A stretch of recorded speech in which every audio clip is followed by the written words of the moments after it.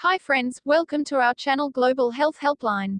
Today we will learn about a homeopathic medicine Capsicum Annuum from the book, Lectures on Homeopathic Meteria Medica by James Tyler Kent. Please subscribe our channel to be connected with us. Let's begin.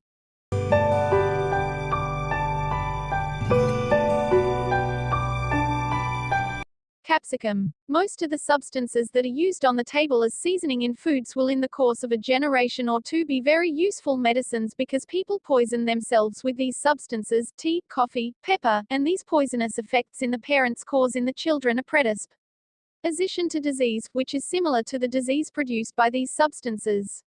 In the fat, flabby, red-raced children are beer drinkers and pepper eaters, with poor reaction, a relaxed and flabby constitution, red face and varicose condition. Those that have been overstimulated, children of over-stimulated men, we find the sphere of capsicum very often. Mind. In those constitutions in which the face looks rosy, but it is cold or not warm, and upon close examination the face is seen to be studded with a fine system of capillaries.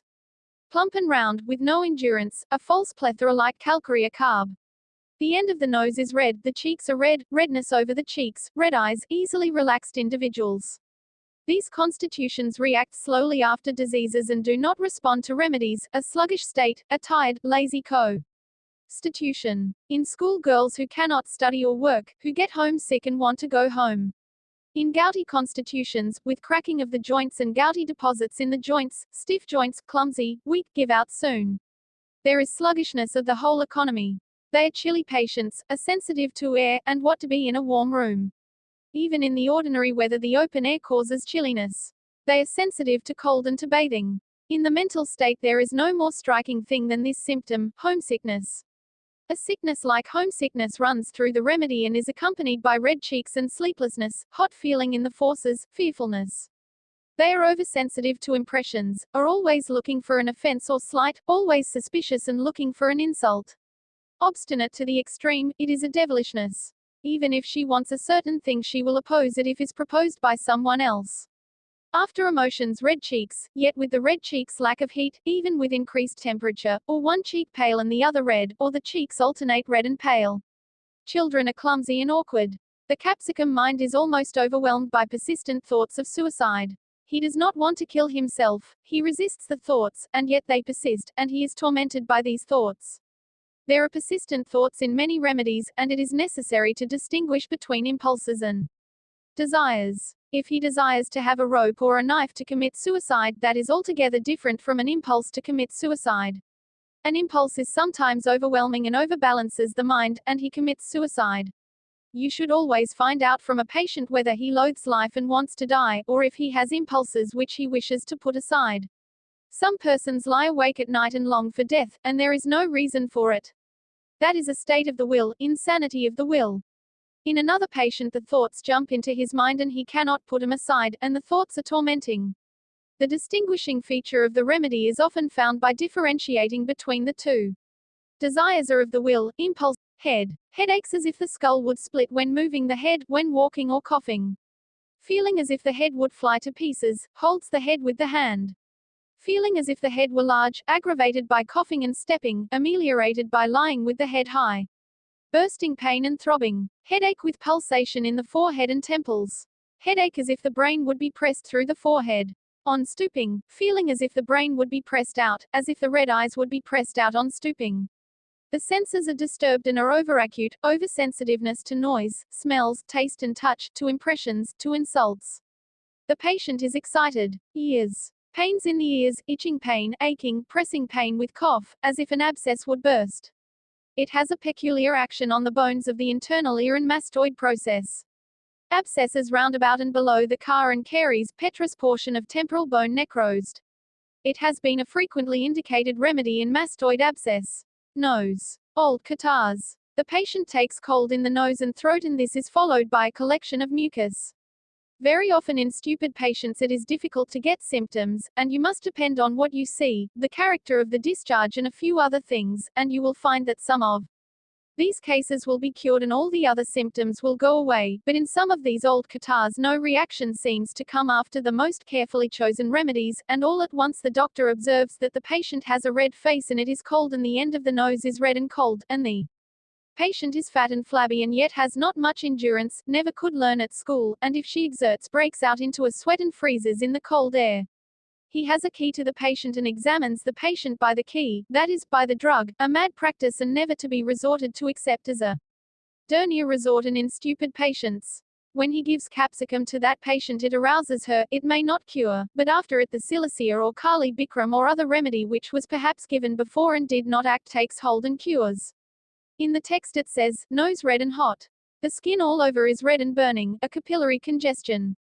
Face. The cheeks are red and hot, and this alternates with paleness. Red dots on the face. Pains in the face like bone pains, from external touch. Pains are worse from touch. Pain in the zygoma, or the zygoma is sensitive. Sensitive to pressure over the mastoid. Swelling in the region of the mastoid. Taste foul like putrid water. When coughing the air from the lungs causes a pungent offensive taste in the mouth. A hot pungent air comes up from the throat, tasting foul when coughing. On the tongue and lips, flat, sensitive, spreading ulcers with lardaceous base. The mucous membrane of the lips and various parts of the body if pinched up with the fingers remain in the raised position, showing a sluggish circulation. This is the flabbiness of capsicum. It wrinkles on pressure. It is a feeble circulation. The parts you touch are loose and flabby, red, fat and cold. That child will not react well if it has measles, until it gets capsicum. The skin is moist and cold, and there is a fine measly condition of the skin due to capillary congestion. If the child is old enough, it will complain of feeling cold. There is slow reaction after eruptive diseases, after glandular diseases, after bowel complaints.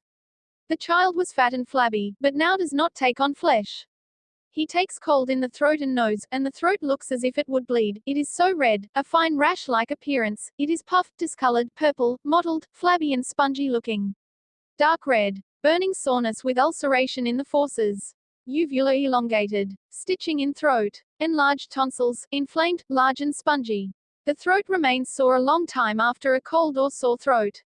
Burning, pressing pain in the throat dark red, relaxed sore throat, pain on swallowing, dysphagia.